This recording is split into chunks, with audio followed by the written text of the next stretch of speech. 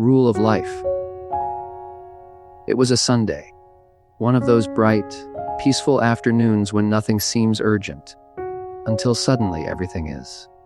I was driving down a rural highway with my brother when, out of nowhere, the car just died.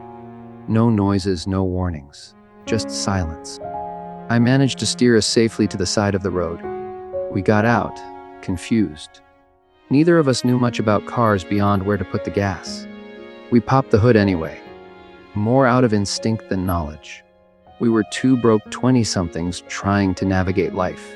And now this, a dead car, miles away from anything. Just as we were trying to figure out what to do next, a man came out of the house we had stopped in front of. Without much hesitation, he took one look under the hood and said, "Timing belt." Like it was the easiest thing in the world to diagnose.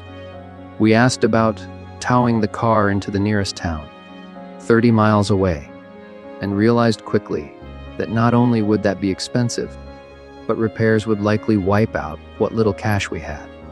We were stuck. That's when the man surprised us. "Well, it's Sunday," he said. "Nothing's open.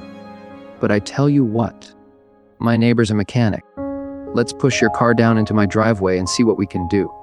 We didn't have a better plan, so that's exactly what we did. His neighbor turned out to be the real deal. He made a few phone calls, and soon enough, a buddy of his from the auto parts store closed that day, drove out 30 miles with the parts we needed. It was like watching kindness unfold in real time. While the car was being fixed, the man's son, a boy maybe 9 or 10, hovered around us.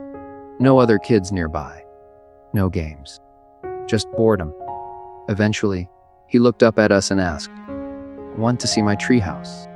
My brother and I glanced at each other, shrugged, and said, "Sure." We followed him into the woods behind their house.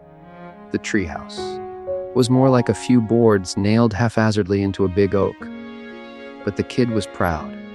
We spent the next couple of hours helping him stabilize it, hammer in a few new planks, and even carve their last name into a beam. He beamed with joy the whole time. By the time we got back, the car was ready to go. We pulled together the $60 we had between us and tried to pay the mechanic, but he shook his head and smiled.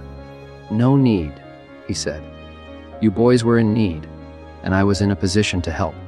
Plus," he added with a chuckle, "you kept my son busy for hours. That's payment enough." Before we left, he said something I've never forgotten. "I just want one thing from you. Next time you see someone in need, and you're in a position to help, repay the favor. That's how it works."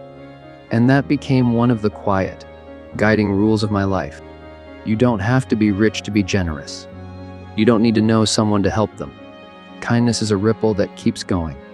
What that man gave us, his time, his skill, his trust, was priceless.